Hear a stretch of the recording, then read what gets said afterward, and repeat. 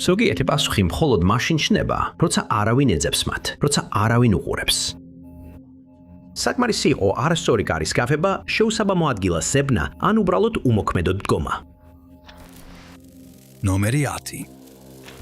დაკარგული ქალაქი ჰერაკლიონი დიდი ხანია ისტორიულ ლეგენდებში არსებობს. მას აღწერენ როგორც ოდესღაც აყვავებულ მეტროპოლიას ძველ ეგვიპტეში, რომელიც ბუნებრივი კატასტროფის შედეგად დაიკარგა და დავიწყებას მიეცა. ქალაქი, რომელსაც ზოგჯერ თონისაც უწოდებენ, იყო უძველესი პორტი, რომელიც დაარსდა ნილოსის კანოპისის შესართავთან ალექსანდრიიდან ჩრდილო-აღმოსავლეთით, ხმელთაშუა ზღვის სანაპიროზე. ქალაქი ჩამოყალიბდა ცენტრალური ტაძრის გარშემო და დაყოფილი იყო გადაკვეთილი არხებით. ნავსადგურები, ნავმისადგომები, ტაძრები და კოშკიანი სახლები ერთმანეთთან იყო დაკავშირებული ხიდებითა და ბორანებით. გვიან პერიოდში ჰერაკლიონი ჩამოყალიბდა როგორც ძირითადი სავაჭრო პორტი, რომელიც საერთაშორისო ვაჭრობისა და გადასახადების ამოღების მთავარი პორტის ფუნქციას ასრულებდა. საქონელი გადაჰქონდათ მისი ხმელეთზე მდებარე მოძმე ქალაქის, დღევანდელი ნაუკრატისის გავლით, რომელიც ნილოსზე უფრო ზემოთ მდებარეობდა. ქალაქმა აყვავდა ჩვენს წელთაღრიცხვამდე მე-6 და მე-4 საუკუნეებს შორის და მასში მიესალმებოდნენ ბერძენ ვაჭრებს, რომლებიც ფეხს იკიდებდნენ და ეგვიპტის მმართველების მიერ ქალაქის დამცველებადაც კი იყვნენ დანიშნულნი. ბაზრების ხმაურიან გარემოში სხვადასხვა კულტურისა და წარმოშობის ბევრი ადამიანი ურთიერთობდა ერთმანეთთან. მიუხედავად იმისა, რომ ჰერაკლიონი შესანიშნავად ფუნქციონირებდა, მან ვერ გაუძლო ბუნებრივი კატაკლიზმის საფრთხეებსა და ზემოქმედებას. დროის განმავლობაში და საუკუნეების განმავლობაში მიწისძვრების, ცუნამებისა და ზღვის დონის აწევის შედეგად ქალაქი სულ უფრო და უფრო სუსტდებოდა და უკვე ძველი წელთაღრიცხვის 101 წელს. ისტორიკოსების აზრით, მას შემდეგ რაც მოხდა დიდი წყალდიდობა, ცენტრალური კუნძული, რომელზეც აშენებული იყო ჰერაკლიონი, ნიადაგის ლიკვიფიკაციის შედეგად ჩაინგრა. მოსახლეობამ ქალაქი მიატოვა, რადგან შენობები ინგრეოდა და წყალში ვარდებოდა. მერვე საუკუნისთვის ჩვენს წელთაღრიცხვაში, რაც კი ქალაქისგან დარჩა, წყალქვეშ ჩაიძირა და ზღვის ფსკერზე დაეშვა. დროის განმავლობაში დაკარგული, ის მხოლოდ ბუნდოვან მოგონებებსა და შემდგომ ამბებში არსებობდა. თანამედროვე არქეოლოგები დიდი ხნის განმავლობაში ცდილობდნენ ჰერაკლიონის ნარჩენების პოვნას, მაგრამ უმეტესად ვერ ახერხებდნენ, რადგან ქვიშა და ნამსხვრევები ფარავდა დარჩენილს. მომდევნო 12 საუკუნის განმავლობაში ქალაქი ხელუხლებელი, შეუწუხებელი და თავის ოკეანურ სამარხში დაცული დარჩა 2000 წლამდე. იმ წელს პრაგის წყალქვეშა არქეოლოგი ფრანკ გოდილიო ეგვიპტეში აბუკირის ყურეს იკვლევდა. ის ნაპოლეონის დაკარგულ 1798 წლის ფლოტს ეძებდა, მაგრამ საბრძოლო გემების ნაცვლად გოდილიომ გაცილებით უფრო მნიშვნელოვანი რამ აღმოაჩინა. მან და მისმა გუნდმა აღმოაჩინეს ეგვიპტური ღმერთების უზარმაზარი ქვის ქანდაკებები, ოქროს მონეტები, უძველესი გემები, ღუზები და ტაძრის ნანგრევები. ამ აღმოჩენის შემდეგ გუნდმა ეგვიპტის სიძველეთა სამინისტროსთან ერთად დაიწყო თანამშრომლობა და ტერიტორია გვერდითი სკანირების სონარით შეისწავლეს, ქვედა ფენის პროფილერებით, სატელიტური პოზიციონირებით და სხვა არაინვაზიური თანამედროვე ტექნოლოგიებით. საბოლოოდ მათ შეძლეს დაუჯერებელი რამის დადასტურება. ჰერაკლიონი საბოლოოდ მხოლოდ მაგია და მითები არ ყოფილა. უძველესი პორტული ქალაქის ნაშთები გადაურჩა განადგურებას და საუკუნეების განმავლობაში მის ადრეულ სამარხში იყო შენახული. მხოლოდ მცირე ნაწილი, რომელიც 6-9 მილის ფართობს მოიცავს, იქნა აღმოჩენილი. მას შემდეგ ადგილზე კვლევები გაგრძელდა, რის შედეგადაც აღმოაჩინეს მეტი საგანძური და ახალი ინფორმაცია, რომელიც თანამედროვე არქეოლოგიას აქამდე არ ჰქონდა ცნობილი. ამ საოცარი ადგილიდან აღმოჩენილ არტეფაქტებს შორისაა გრანდიოზული ტაძრები, სამკაულები, მონეტები, რიტუალური ნივთები და კერამიკა, რომლებიც ყველა ასახავს ქალაქის სილამაზესა და დიდებულებას. ჰერაკლიონში ყოველდღიური ცხოვრების სურათს ყოველი ახალი აღმოჩენა კიდევ უფრო ამდიდრებს. იქ აღმოჩენილია 700-ზე მეტი უძველესი ღუზა და ამ დრომდე იდენტიფიცირებულია 5-მდე გემის ნაშთი, რომლებიც თარიღდება ზვაწეწეთურადი მე-6 და მე-3 საუკუნეებით. ეს ყველაფერი მოწმობს იმ საზღვაო აქტივობის მასშტაბებს, რაც ჰერაკლიონში ხდებოდა. ეს რიცხვები კიდევ ერთხელ უსვამს ხაზს, თუ რამდენად დატვირთული უნდა ყოფილიყო პორტი. აღმოჩენებს შორის არის ძველი ბერძნული სამხედრო ხომალდი, რომელიც ექსპერტების აზრით ქალაქის სანაპიროსთან იყო გაჩერებული, როდესაც ერთ-ერთი ტაძარი ჩამოინგრა. აქ ასევე აღმოჩენილია ძვითვით ზედეთ 4-5 საუკუნის ბერძნული სამარხი კომპლექსი, რაც კიდევ უფრო მეტ კითხვას პასუხობს ბერძნული ოკუპაციის შესახებ ეგვიპტეში. ნომერი 9. 1963 წლის დიდი მატარებლის ძარცვა იყო ერთ-ერთი ყველაზე ცნობილი ისტორიული დანაშაული ბრიტანეთის ისტორიაში. ეს მოხდა აგვისტოში, როდესაც დეტალებში გათვლილი კრიმინალების ბანდა თავს დაესხა სამეფო საფოსტო მატარებელს, რომელიც გლაზგოდან ლონდონისკენ მიემართებოდა. ყაჩაღებმა საბოლოოდ შეძლეს გაქცევა 2 მილიონ ფუნტზე მეტი თანხით, რაც დღევანდელი ფულით 60 მილიონ ფუნტზე მეტია. ძარცვა ძალიან კარგად იყო ორგანიზებული და მიღებული იყო ფართომასშტაბიანი ზომები იმის უზრუნველსაყოფად, რომ ისინი წაიღებდნენ ნაძარცვს და დაუსჯელად გაიქცეოდნენ. მხოლოდ ის იყო, რომ ბანდამ სერიოზული შეცდომა დაუშვა, როდესაც თავიანთი სამალავიდან გაქცევისას თითის ანაბეჭდების რამდენიმე კვალი დატოვეს. დიდი მატარებლის წარსო დაიწყო რამდენიმე თვით ადრე, როდესაც დამნაშავეებმა მიიღეს შიდა ინფორმაცია უსტარელებისგან, რომელთა ვინაობაც არასოდეს გამჟავნებულა. დილით ადრე დაგეგმილი თავდასხმა დაიწყო. ის დაიწყო იმით, რომ დამნაშავეებმა სირსის გადასასვლელთან, ლედბურმის მახლობლად, სარკინიგზო სიგნალები გააფუჭეს. მატარებელი გაჩერდა და მძარცველებმა შესაძლებლობა გამოიყენეს თავდასხმისთვის. მატარებლის კონდუქტორი სწრაფად გაანეიტრალეს, ხოლო დანარჩენი პერსონალი დაამარცხეს. შემდეგ ბანდამ საიღო მაღალი ღირებულების ამანათები, მათ შორის დიდი რაოდენობით ნაღდი ფული. წარმატებული გეგმის შემდეგ ორგანიზებული დანაშაულებრივი ჯგუფი თავიანთ სამალავში, Leather Slate ფერმაში, ბაკინგემშირში მიიმალა. აქ ისვენებდნენ, ფულს იყოფდნენ, უსაფრთხო ადგილს პოულობდნენ მის შესანახად და შემდეგ ნაბიჯს გეგმავდნენ. თუმცა სანამ ისინი თავს იმალავდნენ, სამართალდამცავები უკვე მათ კვალზე იყვნენ. ზარჩიდან რამდენიმე დღის შემდეგ ბანდას სამალავის მიტოვება და გაქცევა მოუწია. ყველაფერი დატოვეს, რაც კი ჰქონდათ. საბოლოოდ ფერმა მტკიცებულებების საცავად გადაიქცა, სადაც დამნაშავეების ტანსაცმელი, თეთრეული და სხვა პირადი ნივთები იყო დატოვებული. ერთმა კეჩუპის ბოთლმა და მონოპოლიის დაფამ შეუმჩნეველი კატალიზატორების როლი ითამაშეს დანაშაულის გახსნაში და დამნაშავეების დაჯერაში. ორივე ეს ნივთი სავსე იყო ანაბეჭდებით და სწორედ ეს უნებლიე კვალი გახდებოდა უმეტესობის დაპატიმრებისა და მსჯავრდების მიზეზი. გამომცემლებმა შეაგროვეს, რაც შეიძლება მეტი ანაბეჭდი და სხვა ამოსაცნობი კვალი. შემდეგ ისინი ამ ანაბეჭდებს შეადარებდნენ პოლიციის არქივში არსებულ ანაბეჭდებს. ერთის შემდეგ მეორე ამ კრიმინალური ორგანიზაციის წევრები ამოიცნეს, დაადგინეს მათი ადგილსამყოფელი და დააგავეს. 13 მამაკაცს მიაგნეს, დააგავეს და მშავრი დასდეს. მათი მონოპოლიის დაფაზე დატოვებული ანაბეჭდები კი ბრალდების მხარეს ძალიან გამოადგა. კიდევ 2 მამაკაცს მიაგნეს, მაგრამ მათ ბრალი არ წაუყენეს, რადგან მათ გასამტყუნებლად საკმარისი მტკიცებულება არ არსებობდა. მთავარი ორგანიზატორები თავიანთი დანაშაულებისთვის 30 წლით თავისუფების აღკვეთას მიიღებდნენ.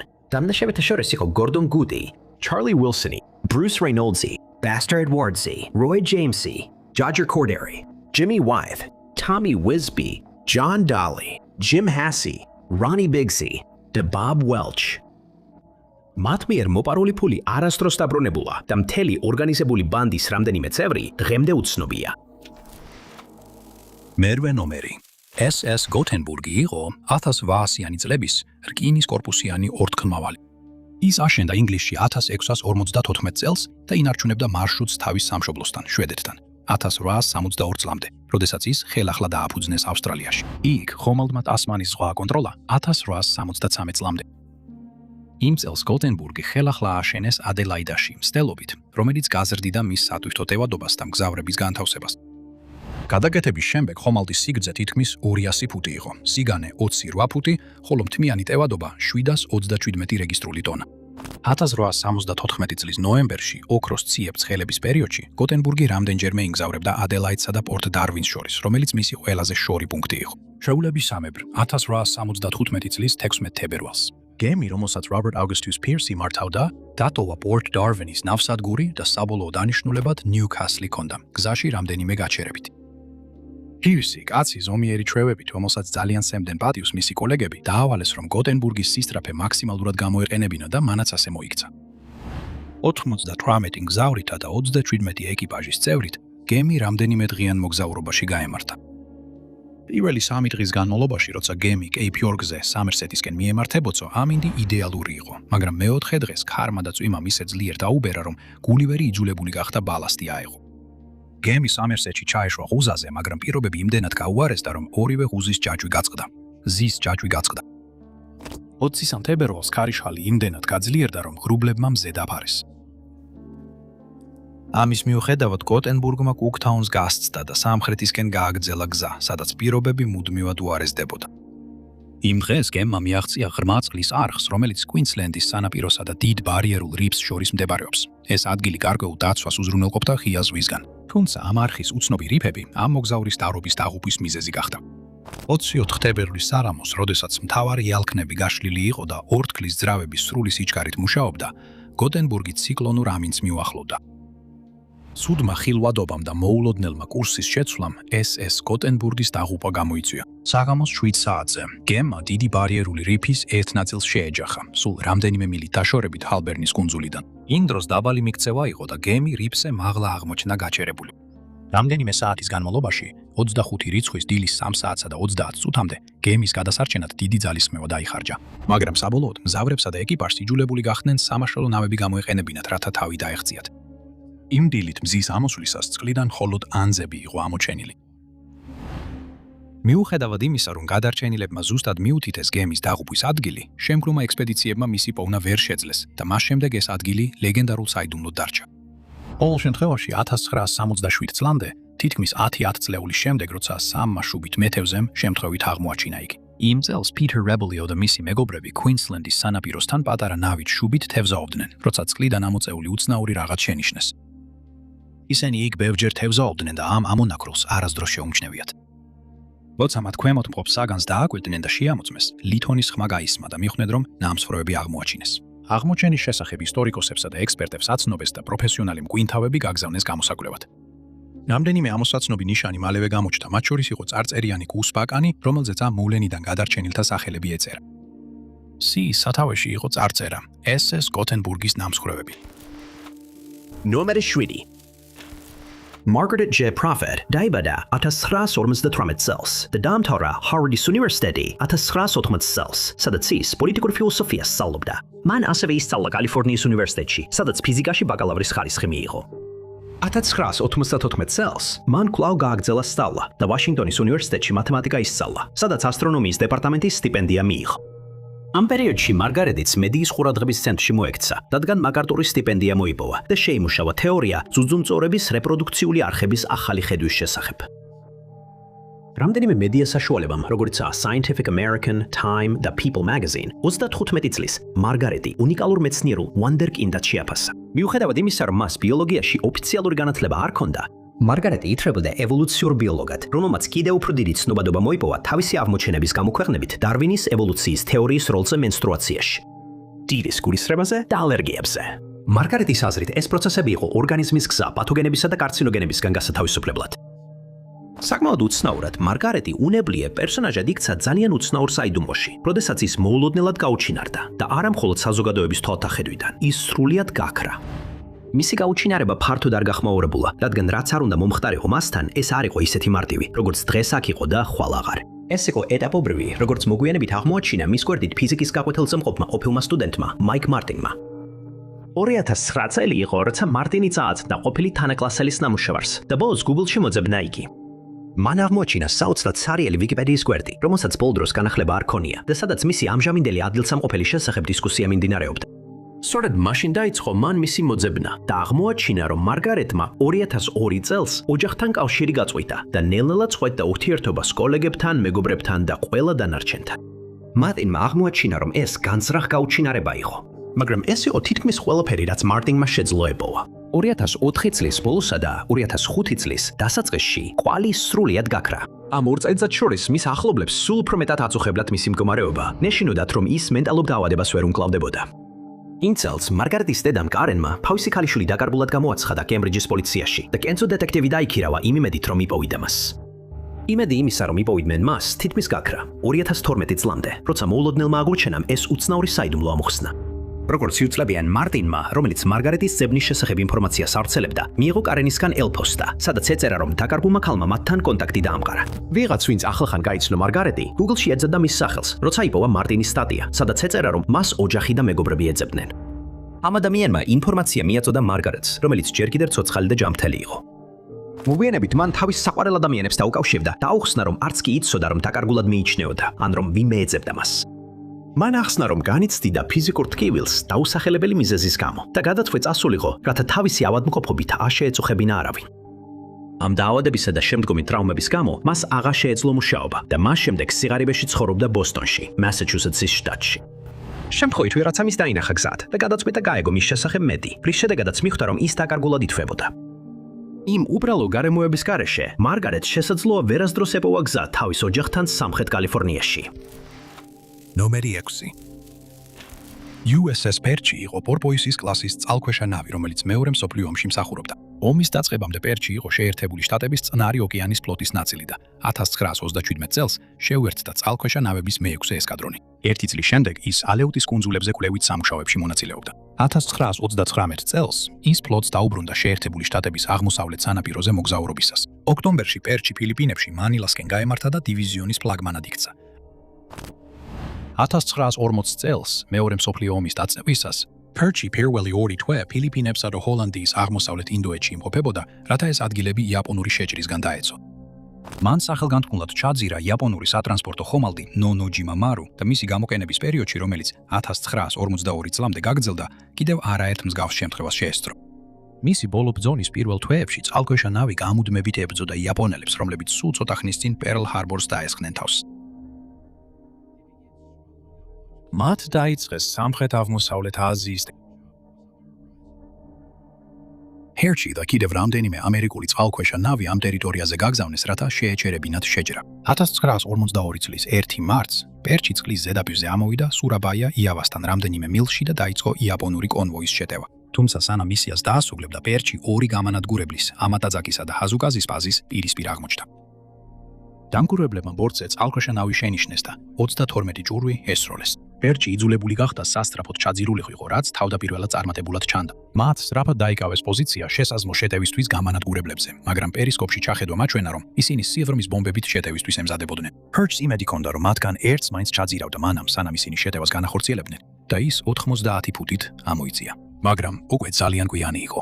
ორივე გამანადგურებელი პერჩის თავზე არ მოჩნდა და 12 სიღრმული ბომბი ჩამოაგდეს. წყალქვეშა ნავი კი ძლიერ დაზიანებული და გახრეტილი დარჩა. მიუხედავად უზარმაზარი დაზიანებისა, ის გადარჩა და მისია განაგრძო იმ იმედით, რომ იაპონურ გემებს შეუტევდა, მაგრამ ისევ შენიშნეს ორმა გამანადგურებელმა.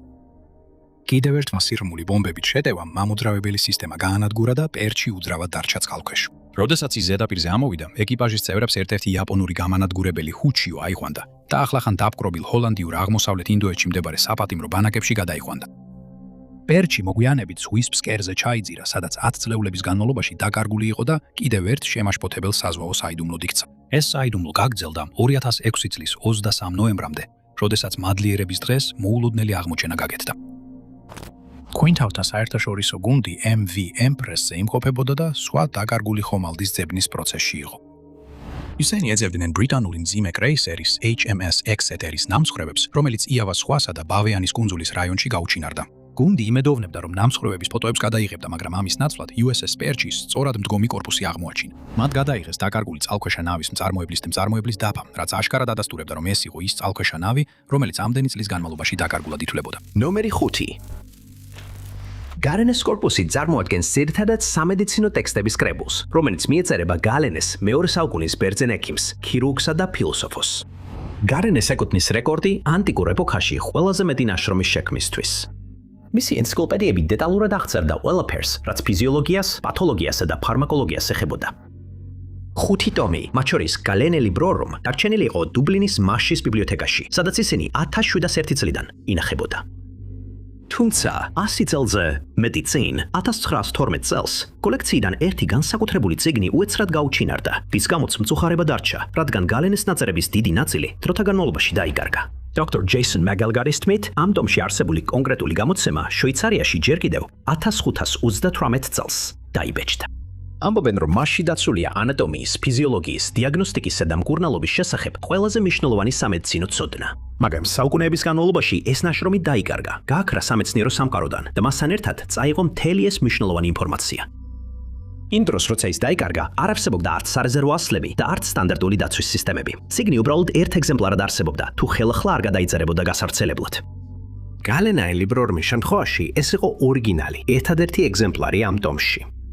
და 1912 წელს ის დაკარგულ ცოდნად გამოცხადდა. 2012 წელს კი, როცა თითქმის ყველას უკვე დავიწყებული ქონდა გალენეს ეს დაკარგული ნაშრომები, მოულოდნელად იმედის სხივი გამოჩნდა. იმ წელს დუბინელი ადვოკატი მასშის ბიბლიოთეკაში შევიდა თითქმის 500 წლის წიგნით ხელში. ის აკურატულად იყო შეფუთული გაზეთში და კარგად შენახული ჩანდა. ადვოკატმა ახსნა, რომ ეს წიგნი შეიძინა ძველმანების მაღაზიაში, სადაც ანტიკურ სარკეს ყიდულობდა. წიგნი მას 90 ევროდ მიიღეს. გაურკვეველი მიზეზის გამო მყიდველი დაეჭდა და წიგნი ბიბლიოთეკაში მიიტანა, სადაც მას რაღაც განსაკუთრებული უთხრეს. ის უსარგებლო წიგნი, რომელიც ახლახან იყიდა, გალენეს ერთ-ერთი დიდი ხნის დაკარგული ნაშრომი აღმოჩნდა. ბიბლიოთეკის თანამშრომლები გაოცებულები იყვნენ, რომ გალენაე ლიბრორუმი ასეთ შესანიშნავ მდგომარეობაში აღმოჩნდა.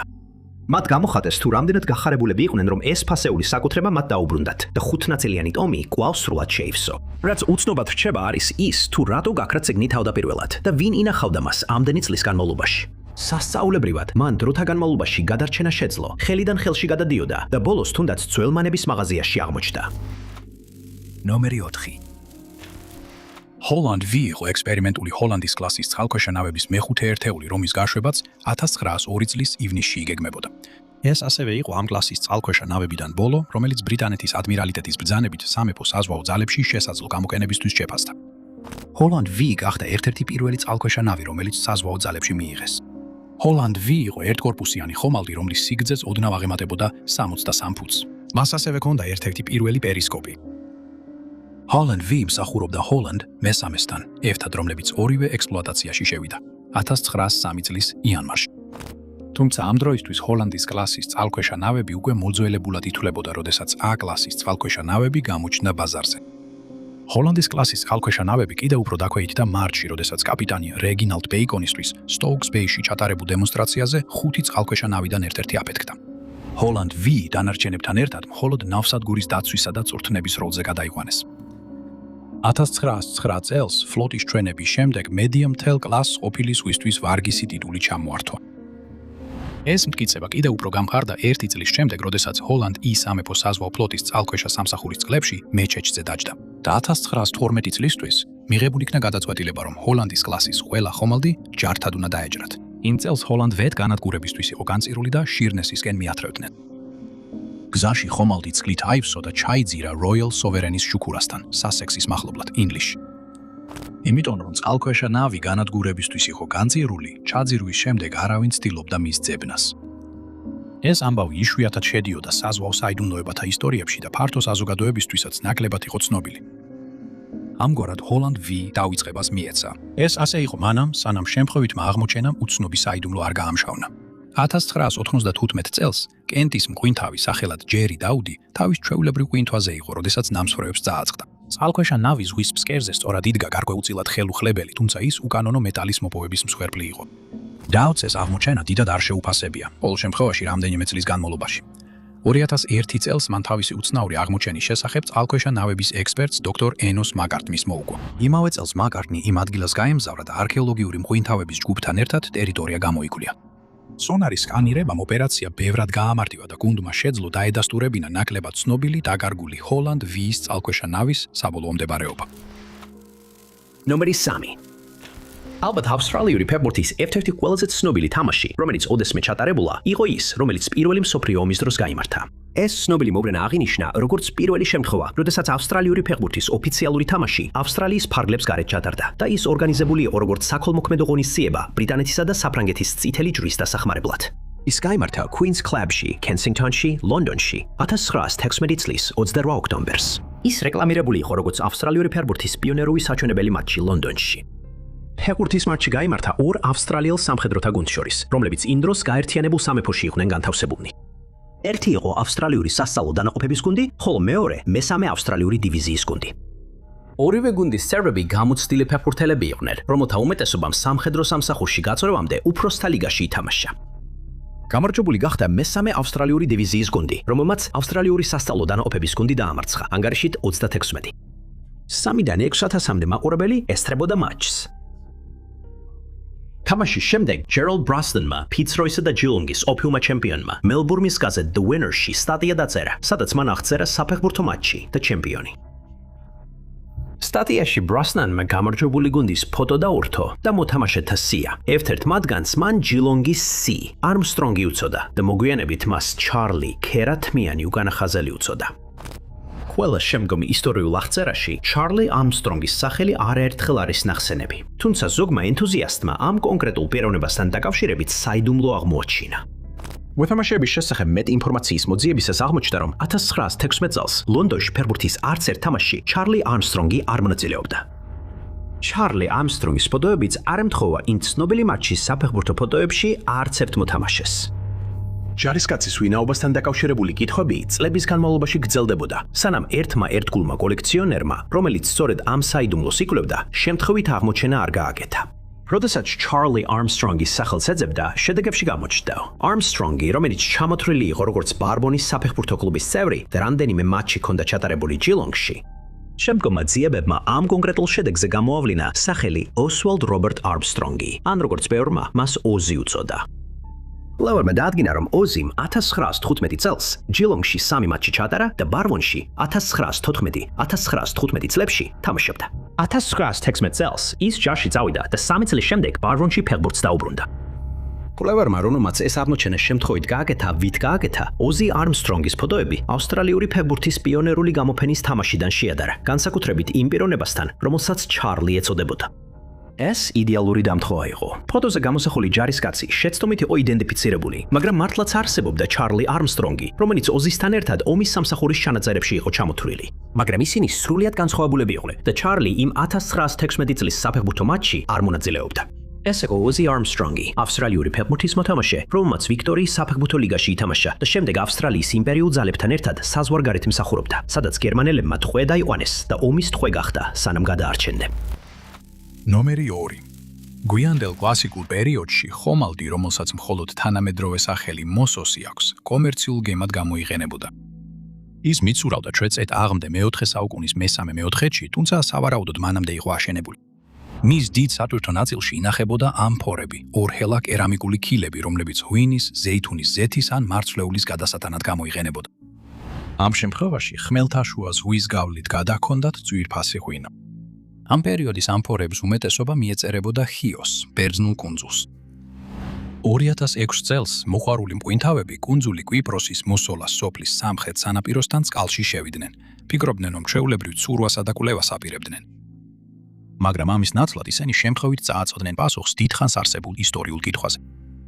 გამორჩეულად კარგად შემონახული გემის აღმოჩენა, რომელიც საუკუნეების განმავლობაში თითქმის ხელუხლებელი იყო, გახდა პირველი ასეთი ტიპის ნამსხვრევი.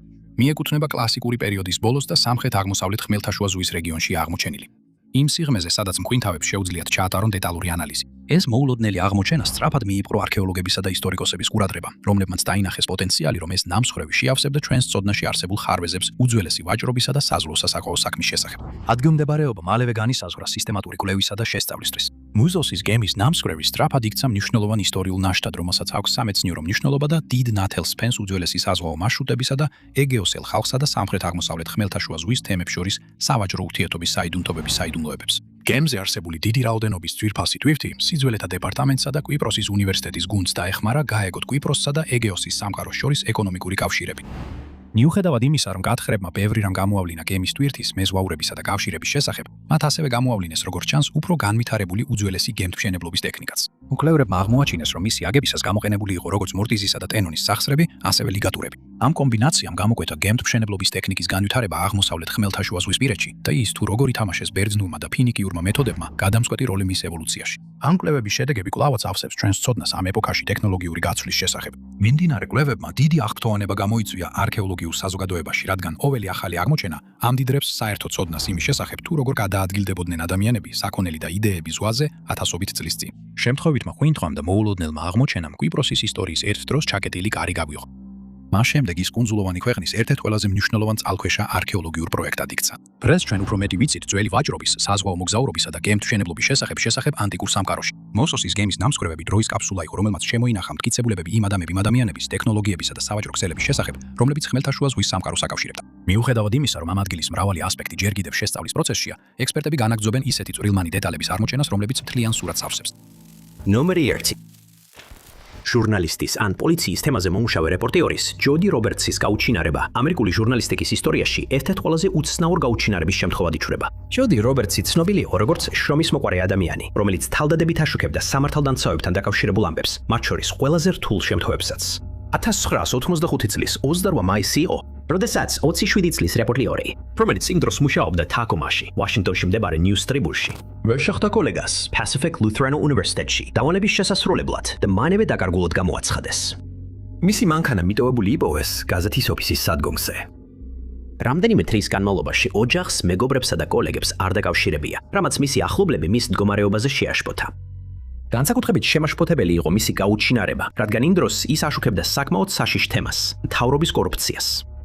ის ასევე მონაწილეობდა Green River-ის მკვლობებთან დაკავშირებულ მიმდინარე გამოძიებებში, რომლებიც იმ დროს მიმდინარეობდა. ასევე არსებობდა ბრალდება, რომ მის გაუჩინარებამდე რამდენიმე თვით ადრე ჯოდი პოლიციის ოფიცერმა დაემუქრა, მას შემდეგ რაც ჟურნალისტმა დაიწყო PFC ოლქის შერიფის დეპარტამენტის მაღალი რანგის კაპიტნის სავარაუდო კონტროლირებადი ნივთიერებების გამოყენების გამოძიება. ამ გარემოებებმა გამომძიებლები აიძულა განეხილათ განაშაულის შესაძლებლობა. შემდეგი 10 წლის განმავლობაში მისი გაუჩინარება აუხსნელი დარჩა, რამაც მრავალი თეორიის წარმოშობა გამოიწვია, რადგან ბევრი ცდილობდა გაეგო, რა შეიძლებოდა მომხდარიყო მასთან. ამასობაში ჟურნალისტის გაუჩინარებიდან 5 დღის შემდეგ ქალი იპოვეს კოლორადოს დენვერში, ავრორას სავაჭრო ცენტრში მოხეტიალე. მას არ ახსოვდა ვინი ო ან საიდან მოვიდა და როგორც ჩანს, სრულიად დავიწყებული ჰქონდა თავისი წარსული. მისი ფოტო ადგილობრივ გაზეთში გამოაქვეყნეს, სათაურით ამნეზიის მსხვერპლი, იმ იმედით, რომ ვინმე შეძლებდა მის ამოცნობას. როდესაც ვერავინ ამოიცნო, ქალმა საკუთარ თავს ახალი იდენტობა მისცა და თავი Jane Deed დაარქვა. ის სწავლობდა დენვერის უნივერსიტეტში, მუშაობდა სტრაფიკვების რესტორანში, შემდეგ კი გადავიდა ალასკაზე, სადაც დაქორწინდა დენ უილიამსზე, რომელთანაც 4 ქალიშვილი ჰყავდა. ჯეინმა ასევე დაარსა კომპიუტერული და ვებგვერდების დიზაინის კომპანია სიტკაში, სახელწოდებით Pongo Computer Works-ი. 12 წლის შემდეგ, რაც 1987 წელს დაკომა ჟურნალისტი გაუჩინარდა, ჯოდი რობერტსის დავიწყებულმა საქმემ ახალი ყურადღება მიიპყრო. იმედით, რომ საქმე გაიხსნებოდა, მისი სურათი გაზეთში გამოაქვეყნეს, სადაც აღწერილი იყო მოვლენები, რომლებმაც მის უცნაურ გაუჩინარებამდე მიიყვანა. სრულად შემთხვევით, ქალმა, რომელიც მასთან ერთად ალასკაში მუშაობდა, დაკარგული ქალის ჯოდი რობერტსის სურათები ნახა და ის ჯეინ დაადიცნო. მან სამართალდამცავებს დაუკავშირდა და ისინი ვებგვერდის დიზაინერის სახლამდე მიიყვანა, სადაც დეტექტივებმა შეძლეს დაედგინათ, რომ ის მართლაც დაკარგული ჟურნალისტი იყო. აღმოჩენა შვება იყო მისი გლოვისგან დამძიმებული ოჯახისათვის, რომლებმაც ბოლო 12 წელი შიშში გაატარეს, რომ ის აღარ იყო მათთან ომათთან. საბოლოოდ ჯოდი მშობლებს შეხვდა, მაგრამ ვერ შეძლო მათთან კავშირის შენარჩუნება, რადგან მიუხედავად იმისა, რომ მისი ვინაობა დადგინდა, მას მაინც არ ახსოვდა თავისი წარსული. მას უცნაური ამნეზია ჰქონდა, რომის გაგებასაც სამედიცინო ექსპერტები დღემდე ცდილობენ. მაიკლ კოპასმა, ვაშინგტონის უნივერსიტეტის ნევროლოგიის დეპარტამენტიდან, განმარტა, რომ ამნეზია ერთ-ერთი ყველაზე ნაკლებად შესწავლილი ნევროლოგიური დაავადებაა. მან განმარტა, რომ ამნეზია შეიძლება გამოწვეული იყოს სხვადასხვა ფაქტორით, მათ შორის იმითაც, რომ გონება რეაგირებს მას შემდეგ, რაც გადაიტანა ან დაინახა რაღაც საშინელი. დოქტორმა ვერნა ნებემ, ვაშინგტონის უნივერსიტეტის მისმა კოლეგამ, ასევე აღნიშნა, რომ ამდენი წლის განმავლობაში მიმდინარე ამნეზიას სავარაუდოდ სხვა სიმპტომებიც უნდა ახლდეს, თუმცა ამ კონკრეტულ შემთხვევაში არც ერთი მათგანი არ გამოვლენილა. აღნიშნულია, რომ არ არსებობს ტესტი, რომელიც დაადასტურებს მტკიცებას, რომ ადამიანს ამნეზია აქვს. შეიძლება თუ არა ჯოდი მართლაც ამნეზიით იტანჯებოდეს, ამას საბოლოოდ ვერავინ დაადასტურებს, გარდა იმისა, რომ მისი სიტყვა ვირწმუნოთ. ექიმებმა, რომლებმაც თავდაპირველად უნკურნალეს ქალს, როდესაც იგი სავაჭრო ცენტრში ხეტიალისას იპოვეს, უთხრეს, რომ მას ალბათ რაღაც საშიშს გადააწყდა, მაგალითად სიცოცხლისთვის საშიშ სიტუაციას, რის გამოც მისმა ტვინმა ყველაფერი დაბლოკა. მაგრამ 12 წლის შემდეგ შეიძლება იფიქრო, რომ ამ მოგონებებიდან ზოგიერთი მაინც დაიწყებდა დაბრუნებას, მაგრამ არც ერთი მათგანი არ დაბრუნებულა. მიუხედავად იმისა, რომ ჯოდი რობერტსის ადგილსამყოფელის საიდუმლო საბოლოოდ გაიხსნა, მისი პოვნა კიდევ უფრო მეტ კითხვას აჩენს. ჩვენ ჯერ კიდევ არ ვიცით რა გარემოებებმა გამოიწვია მისი გაუჩინარება, რატომ ჰქონდა ამნეზია და რა იყო ისეთი საშინელი მოვლენა, რომ ყველაფერი დაავიწყდა. დიდი მადლობა, რომ უყურეთ. თუ მოგეწონათ ეს ვიდეო, აუცილებლად დააწექით ლაიქის რილაქს. ასევე არ დაგავიწყდეთ გამოიწეროთ არხი და დააჯიროთ შეტყობინების ზარს, რომ ყოველთვის იცოდეთ ჩვენი მომავალი ატურთების შესახებ. მე კი თაინოცი ვარ და შემდეგ ვიდეოში ისევ შეგხვდებით.